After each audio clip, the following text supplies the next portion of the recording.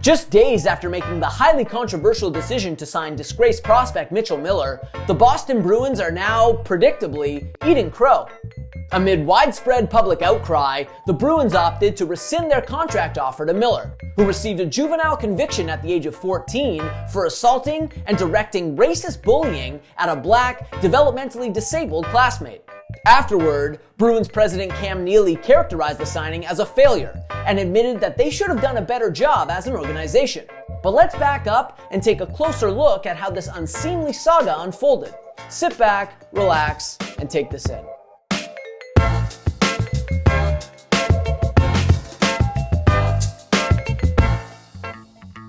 If Miller's name sounds familiar to you, that's because he went through a similar song and dance with a different NHL team a couple years ago.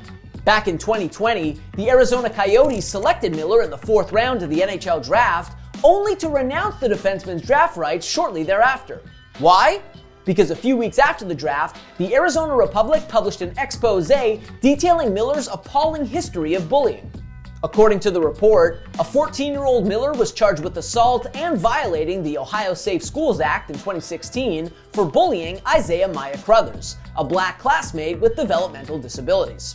Miller admitted in juvenile court to bullying Maya Crothers, who said that Miller had tormented him for years, using racial slurs towards him, beating him up, and once tricking him into eating candy that had been placed in a urinal. Those revelations ultimately cost Miller his opportunity with the Coyotes and his scholarship at the University of North Dakota, but as it turned out, he wasn't completely shunned from high-level hockey. After going away for a year, Miller returned to the ice in 2021-2022, starring for the Tri-City Storm of the United States Hockey League. In fact, Miller took home the USHL's Defenseman and Player of the Year honors last season, and eventually, despite his apparent lack of remorse over his reprehensible treatment of Maya Crothers, the Bruins came calling. On November 4th, barely 2 years after the Coyotes renounced his draft rights, the Bruins signed Miller to an entry-level contract. The Bruins press release announcing the deal included a statement from Miller, who attributed his years-long bullying campaign to immaturity and expressed his deep regret for the incident. Also included in the release was a statement from Neely, who said that Miller had demonstrated accountability for his actions to the Bruins, while emphasizing that respect and integrity are foundational traits of the organization.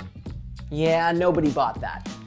The signing was met with immediate and robust opposition, including from Maya Crothers' mother, who called Miller a monster in an interview with NBC Boston and accused the Bruins of minimizing her son's torment. Even some of those in the Bruins locker room expressed discomfort with the signing. Notably, veteran Nick Foligno characterized the move as tough to swallow and noted that none of his teammates were happy to hear about the addition of Miller.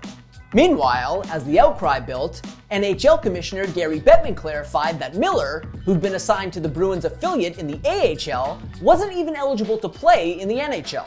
Bettman said the Bruins never consulted him about signing Miller, whose actions he described as unacceptable, before suggesting the 20-year-old may never be eligible to play in the NHL.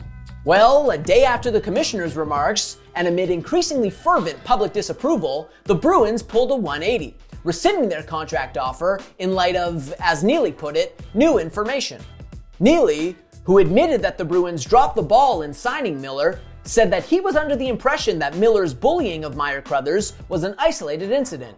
He concluded his statement by issuing an apology to Isaiah and his family. In this writer's opinion, however, it's pretty hard to take Neely at his word or to put much stock into his apology. Only the most willfully ignorant hockey executive could not know that Miller tormented Maya Crothers for years, and had Neely or anyone else from the Bruins organization bothered to consult the victim or his family before signing Miller, they would have realized just how extensive and heinous his behavior was, and how ultimately undeserving Miller is of the privilege of playing in the NHL. This ill-conceived signing reeks of opportunism, if you ask me. The Bruins saw a potential star they could get on the cheap and crossed their fingers that the hockey world, which remains rife with anti-black racism, wouldn't care enough to meaningfully object to them signing a talented white kid who had horrifically mistreated a black classmate more than a half-decade earlier. And while it was heartening to see a sufficient enough response from both within and outside the NHL to kibosh the deal, it's disheartening that an NHL team would still think it could get away with a move like this in the first place. As an organization, the Bruins deserve whatever shame or bad karma comes their way in the wake of this incident. Hopefully, however, the response from the commissioner and those in Boston's locker room serve as an indication of where the game is headed culturally and morally.